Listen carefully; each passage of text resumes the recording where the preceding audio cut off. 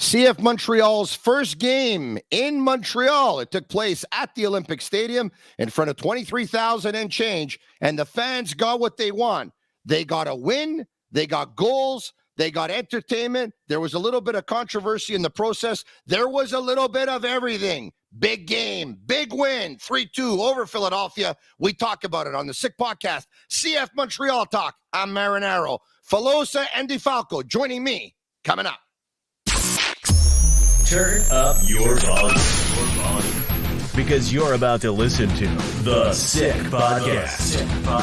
CF Montreal Talk. Here's the chance. They've got the goal. Absolutely incredible. Cameron Porter delivers the goal to send Montreal Impact into the CONCACAF Champions League semi-final. The sickest CF Montreal podcast. It's gonna be sick. Here we are following CF Montreal's big 3-2 win over the Philadelphia Union. I'm Marinaro along with Filosa and DeFalco. Gentlemen, hello. Hello, Tony. Jeremy, who has lost his voice a little bit because last night when the Olympic Stadium almost exploded, so did his lungs, I would imagine. So, and his vocal cords, everything. But there's a little bit left. Hey, Jeremy. Yeah, absolutely. I'll be able to get through it. All right. Okay. So the starting lineup before we can. Everyone was there. There were surprises. Reda Zouir started the game. So did Nathan Saliba. And Saliba playing behind Kyoto and Mason Toy. Your thoughts, Jeremy?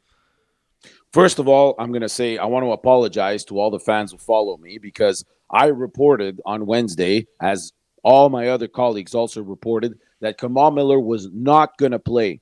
Hernan Lozada told us on Wednesday, the only guy I'm 100% sure will not play is Kamal Miller. And Kamal Miller was in the starting lineup. Safe to say that this idea of meeting the coach on Wednesday morning for a Saturday night game does not work at all. Things change before the end of the week. Situations change. And in order to avoid, having reporters share false information on their platforms, it would be a good idea to have that change. That's the first thing I'm going to say. Yes, surprised to see Lassi Lappalainen on the right, but I got to say, I really liked his first half there. He looked much more comfortable. I could see that he took the time to lift his head and make the crosses he wanted to make because he's more comfortable on that right foot. For me, that change of position for Lassi Lappalainen was forced all those years ago. It should have never happened. And clearly, he's in his right chair on that side of the field. Couple of changes in the lineup. You saw Herrera out, injured. I don't know what does he have, but Lappalainen on the right side. Chouanière played a very good game on the left side. As a central midfield, I would have guessed Sean Ray. I would have bet Sean Ray would have had the start, but Saliba was a number 10. And Mason Toy had his chance and had a great chance in the first half, guys. Very acrobatic. He missed it by an inch or two, but yes. Well, a lot of changes. And bottom line, guys, it's a win. I know it's a dramatic win and it's a Hollywood finish, but at the bottom line, guys, Montreal won. In front of 23,000 and change, we're going to get to the game very, very shortly, of course. But Jeremy, you were saying you were there at the game. Unfortunately, it was a little bit difficult in terms of access. I believe there was only 2 entrances to the stadium. And some fans, based on what I read on social media, it took a while for them to get to their seats. So guys, this is unacceptable from the Parc Olympique, unfortunately. This is not 60,000. This is 23,000. And we knew from the beginning of the week that there were already 20,000 sold. So this was not a surprise. They should have known how many people to expect and how many doors to have open and how many employees to have on site. Yep. People pay for their tickets. They don't want to miss. Some people missed the whole first half, guys. It's a disaster. And it was cold last night. If you leave people outside to wait for a half hour, I don't know what conditions they are going to be in coming in. But this is one of the reasons why CF Montreal fans hate going to the Big O. They hate it. Guys, are we in a major league city? Or what the heck is going on here? Seriously. This is not normal. And I hope the Parc Olympique is going to come out with an explanation and especially an apology, a public apology to all these fans that waited outside, missed the first goal of the season. This is unexcusable. Yeah, same thing for me. Unfortunately, I saw a lot of pictures on social media. How come we're still outside the Big O? The game has started, guys. It's unacceptable. Especially the first game of the season. You know, you sold 20,000 tickets, guys. Somebody has to apologize for everybody here. Guys, you talked about Sean Rea. There's going to be no complaints from me that Sean Rea didn't start the game as a number 10 because even though he deserves to play, he deserves to start, he deserves his minutes because I've really liked him this season. I shared with you guys after during the last podcast that the more I watch Rea, I find that he does a lot of running for a player who's a number 10, and Rea has the ability to take guys on, and he likes taking guys on, and he's got a quick explosion to him. So I thought he'd be better served on the wing, and I like him on the wing, so there's no problem there. In terms of Saliba, it was a difficult game for him. I'm not so sure if you guys saw it the same way. I thought it was difficult. And full disclosure, I saw him play last year on the reserves. I thought he was the best player on the team. So I want to get that out of the way right now. And I've said this before, I would take him on my team any day of the week and twice on Sundays. Yesterday, he made a mistake that led to Philadelphia's first goal. All right. It was him who had a bad pass just outside the box. And then 2-3 passes later, Philadelphia was in the box and they scored. But it's okay because in the end, he got his minutes. He made a mistake, yes, but he was learning. And the team was able to come back and they won. So, young players get experience and the team scores goals and they win games. It's all good. The one thing I do find interesting, though, is that, Jeremy, head coach Hernan Losada, once again, 2 days before game one, told us that in his opinion, his number 10s were Rea and Hamdi. Hamdi has never played, and Saliba has played 2 games as a 10. Yeah. Obviously, he doesn't see him as a player that can help him. Otherwise, he would use him. Now, Hamdi is in his last year of contract, by the way. I don't know what's going to go on with him at the end of the year. But if this guy doesn't play and we don't have any options to transfer him anywhere, we're probably going to lose him for nothing. That's the reality right now because he's not playing. He doesn't have any value. He's going to go to the Egyptian national team this week. We'll see what happens with that. But I was very surprised. Yesterday, I was expecting him to come in at 2-1. I said, listen, this is a guy that could give us an offensive spark. Again, we didn't see him. So I don't know what's going on there. But, yeah, you just mentioned, listen, it's going to be growing pains with the young kids. We know that. Yesterday, you were lucky enough to leave the building with the 3 points just the same. But these are mistakes that we're going to have to learn to live with if we're going to be playing all these young guys on a regular basis. It's not growing pains for Sirois, by the way. Sirois looks great. I know he gave up 2 goals yesterday. But, if it wasn't for Sirois in the first half, correct me if I'm wrong, Montreal leaves that first half up 1-0. Yeah, Philadelphia could have had 3. Guys, Sirois was the first star in the first half. He made some huge saves, especially at the end of the first half. So, a big shout out for my friend Jonathan Sirois. But I just want to get back to Hamed Hamdi. Guys, 2 coaches in a span of 2 years, and it's the same result. Hamdi is on the bench. And when you take rookies before Hamed Hamdi, who earns $500,000, it says a lot for maybe the player. I don't know if he's a lonely guy, is ethic work, is something wrong with that. But, guys, it's not looking good for Hamed Hamdi's future in Montreal. All right, guys, I kind of laughed yesterday when I actually saw some criticism of Mathieu Choignard on social media. Yes, some criticism. Some were saying, because I was searching his name, some were saying, hey, you know what? With the exception of the plays that he was involved in that led to goals, he didn't do much. And I started laughing, saying, folks, the name of the game is scoring. He's the architect of CF Montreal getting a penalty kick awarded in minute number 3 because it's his shot that is actually a handball there and a foul that leads to a penalty kick, number 1. Number 2, it's his header off of a Waterman cross that goes off of the bar and sits there for Chinozo 0-4. And number 3, it's his cross to Kyoto in stoppage time. So he's in basically on all 3 goals. I have never seen Matthew Choinière play a more effective and efficient game as he did last night. I thought, you know what? Chapeau. I thought he was excellent. He looked like a DP out there, guys. I know, but if his name this morning is David Rodriguez from Argentina, we say, what a player, this guy. Oh, my God. But yesterday, he looked like a DP. His name is Mathieu Choinière. He's a gars chez nous, and he was involved in the 3 goals yesterday. I'm sorry, guys, but he was a difference maker yesterday.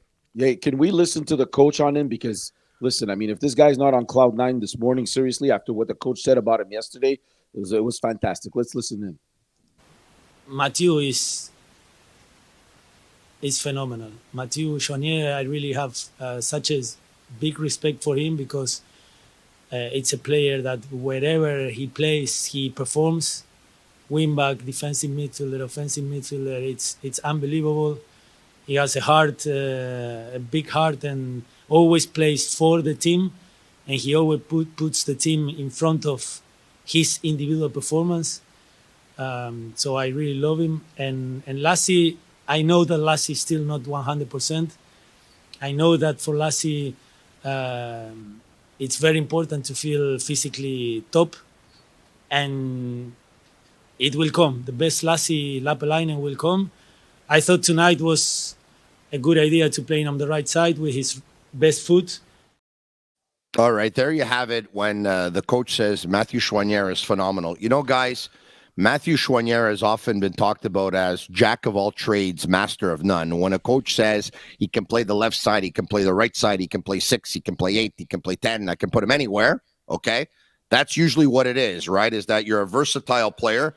You haven't mastered one. But coaches, guys, they love Swiss Army knives. Absolutely. They love guys, especially when you have a team that's decimated with injuries, that, you know what, a 6 is hurt, or an 8 is hurt, or a wing back, or a center back. And then all of a sudden, you know that he's one of those guys that you can change his position and he won't say peep. He's just happy to play, right? So you're right. I mean, if I'm Matthew Choinière and I watch the coach and or listen to the coach say that last night, I'm feeling pretty good about myself on the team. He's going to be on the team of the week. That's for sure. I think he might even have a chance of being the player of the week. We'll see. And it's guys, rare to say that a guy that scored 2 goals is not the player of the game. But Mathieu Choinière was the player of the game yesterday. That's an example of being patient with kids. Guys, I saw Mathieu Choinière for the first time in 2019 with Nacho Piatti with the Impact of Montreal. And it took him 4 years, guys. 4 years to become this player. So let's be patient with Rhea, Saliba, and other players. All right, so Kyoto scores off a penalty kick after a couple of minutes early on in the game, and the first half ends by a score of 1-0. We talked about some of those big saves that Jonathan Sirois made. Make your way to the second half. Early on in the second half, there's that Saliba turnover in a bad part of the field, very unfortunately, guys. 3 passes later and a shot, and it's in the net. They tie it at 1. Then it's Sean Rea who comes into the game, guys, and Sean Rea comes into the game 6 or 7 minutes into the second half. And at one point, he's got the ball on his left foot. And instead of hitting it right away, I think he takes time to put it on his right foot.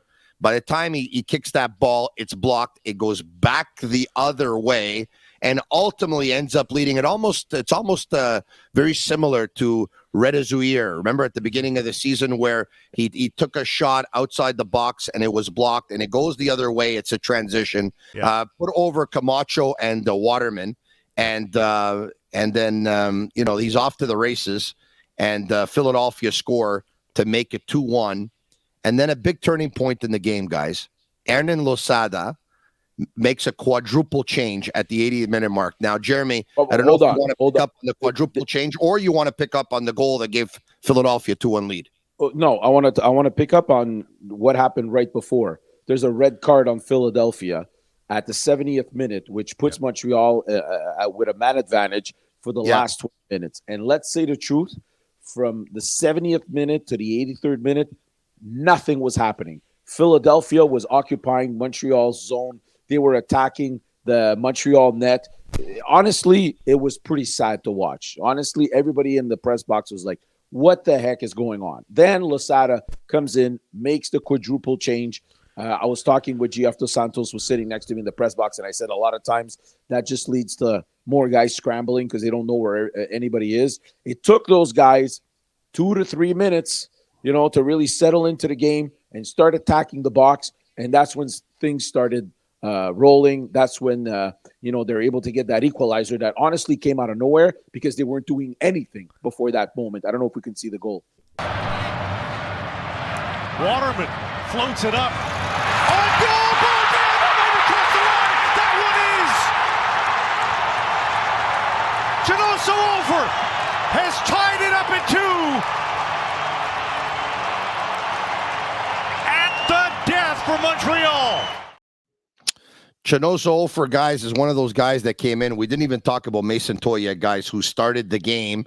If you want to give me your impressions, Gavino, on Mason Toy's performance, and then we could talk about Chinoso Ofer's performance. The first 10 minutes, we saw Mason Toy maybe more involved in the game, but after he looked like a ghost.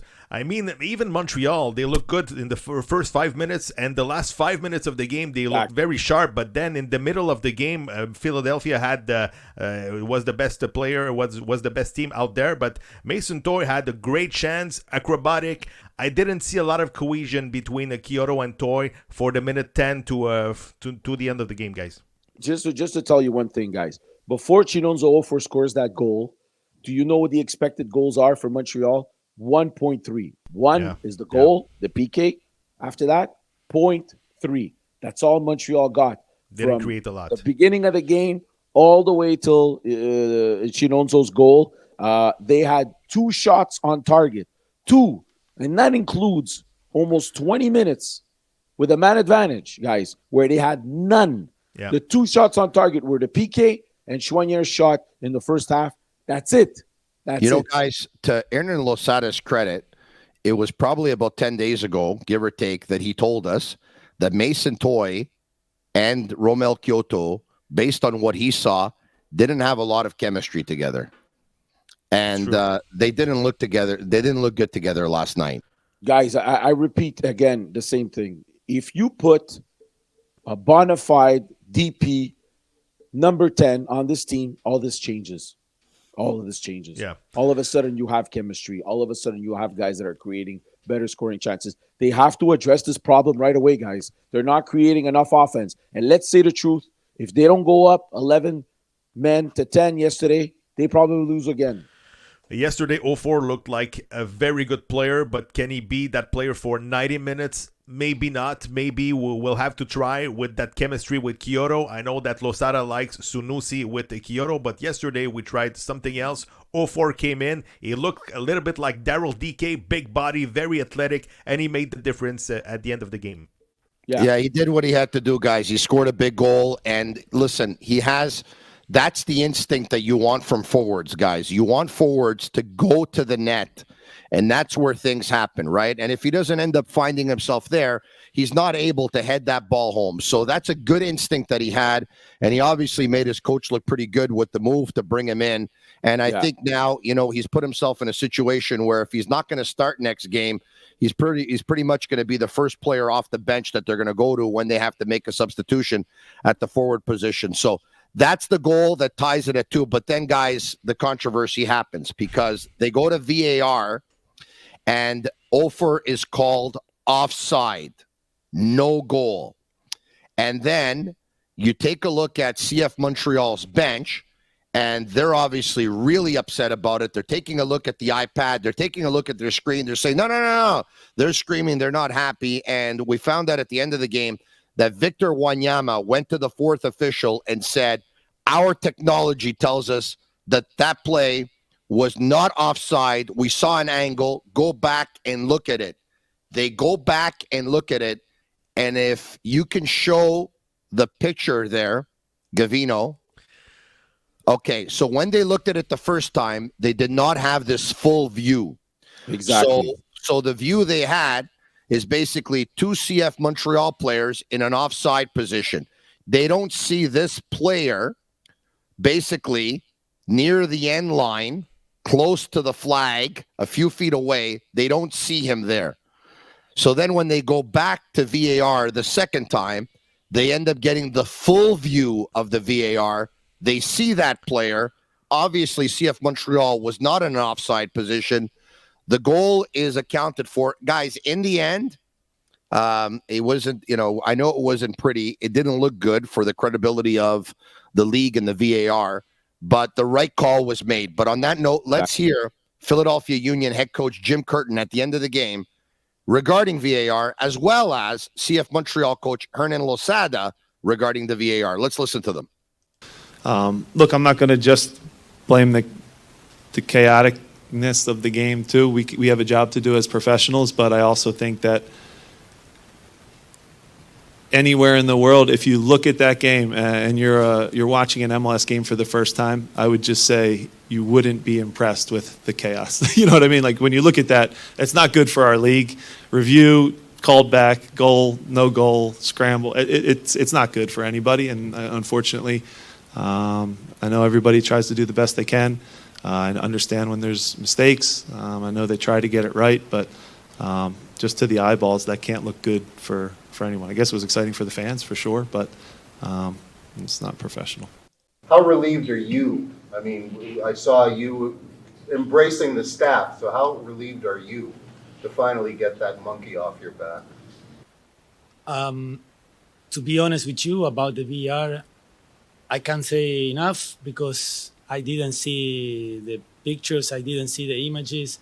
I just heard people telling me it's not an offside. There is a player of Philadelphia on the line, close to the corner. It seems to be the VR didn't see him. We are all humans. We can all make mistakes. And luckily, for the beauty of the sport and for us tonight, they could come back and make the good decision because at the end, they make the good call. All right, there you have it. There's head coach Hernan Losada. Guys, Curtin is right. It's not good. It doesn't look good on the league that you have technology at your availability and you go and you make the wrong call, even though you have technology. And Losada is right that in the end, you know what? His bench was telling him there's someone in the offside position. And in the end, they made the right call. They're both right, guys. They're both right. But worse, Jeremy, than messing it up is actually in the end having the wrong call. That looks even worse than everything else, right? Exactly. So right Today, the MLS is going to say, you know what? Yes, it did take a little bit more time, but at the end, we got the right call. The problem, guys, and when we say that it looks bad, is we don't know what the heck is going on. We don't know what the heck is going on. What are they looking at? What did they miss? We don't know. In the press box, we were thinking that they thought the goalie may have tipped the ball. If the goalie tips the ball and makes a save, all of a sudden there is no offside. So that's what we were thinking. We had to wait till at least 10 minutes after the end of the game to find out that that's the reason why they had to go back twice. They need to find a way, guys, to explain to people in the stadium, at home, watching on TV, what are we looking at? What are we looking for here? Why do we think this goal may not be allowed? So that's the real issue. And as pool reporters, we sent a question down to the officiating after the game to make sure we understood exactly what was going on. I don't think we ever got an answer. I was one of the guys who left the press box last night, and we still didn't get an answer from the officials. Dramatic finish. It looked like wrestling out there, but at the end of the day, guys, the right call was made. So I'm happy. Gavino, it didn't look like wrestling because the wrestling result was predetermined. This one here had to play itself out before we could find out who was going to win. And when they did, because in stoppage time, let's go to it. Goes to the air. Nicely done to put it back into the feet of Choinière. One last chance in the box. Quioto! What a finish in Montreal! Romel Quioto steals 3 for the home side.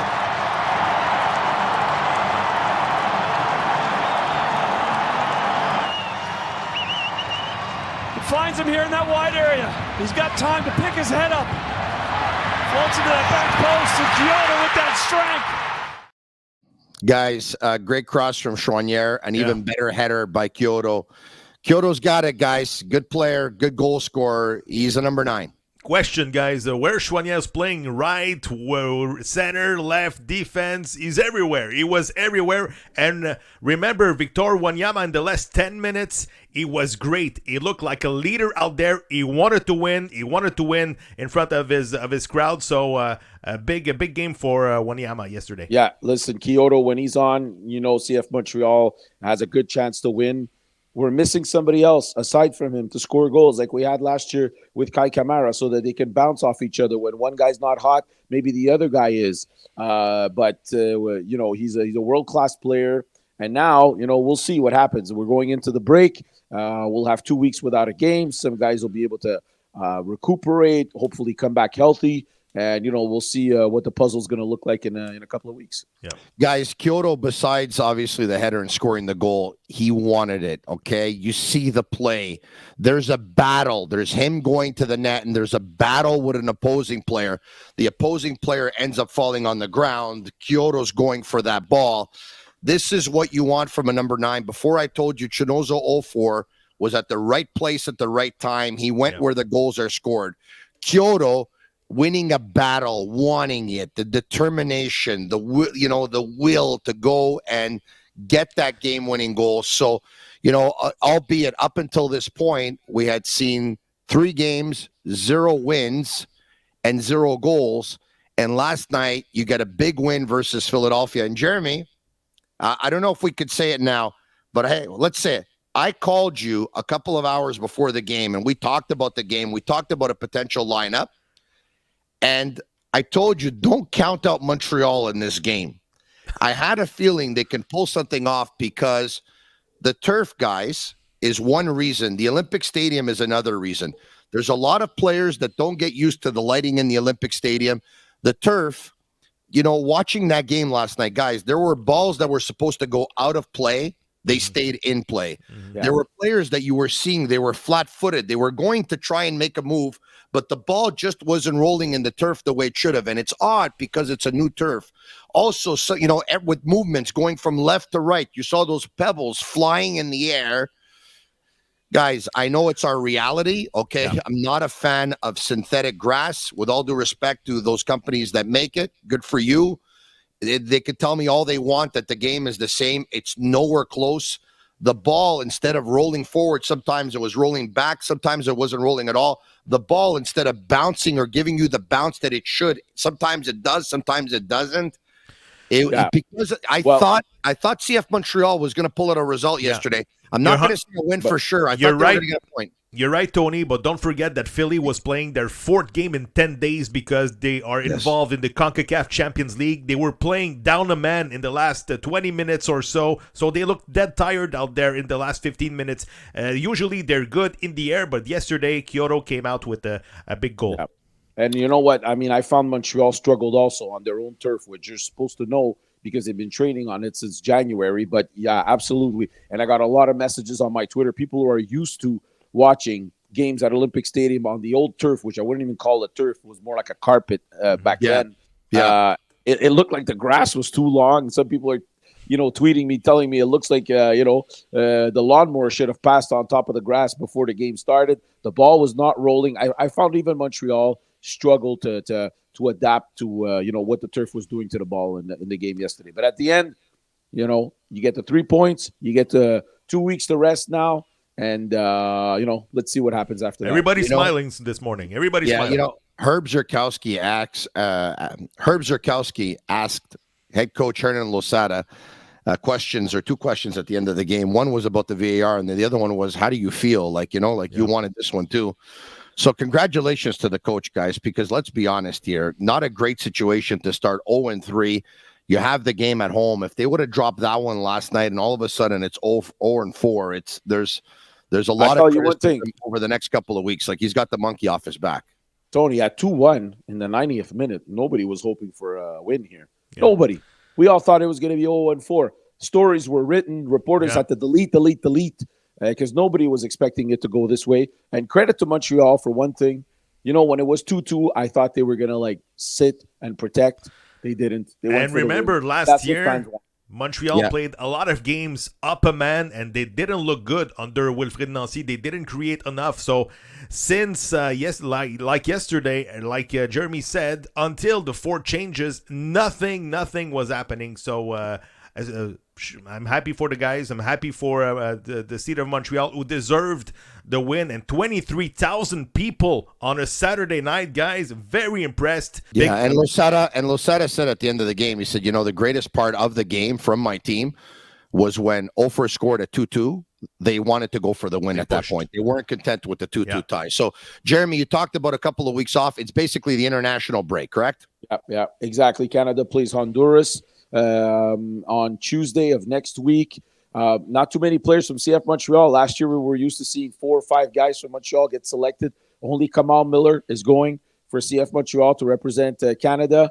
Romel Kyoto will be there for Honduras. There are no French Canadians, no Quebecers on the squad for next week's game. The only Francophone player is Jonathan David. That's it. So, things have changed in the last year, but who knows? You know what? If there's an injury or something like that, I wouldn't be surprised if a guy like Choinière gets called up because he played really well this year. Alistair Johnston was on that team last year, and of course, he moved on to Celtic. And Ishmael Kone was on that team. Kone's there. You're right. Kone's there. And we're going to cross our fingers that Romel Kyoto goes with Honduras and comes back healthy, guys. You're right, because that always hasn't been the case. All right, guys, another edition of the Sick Podcast, CF Montreal Talk.